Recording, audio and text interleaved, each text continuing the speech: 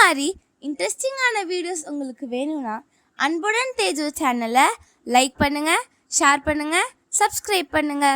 என்றும் உங்கள் அன்புடன் தேஜு.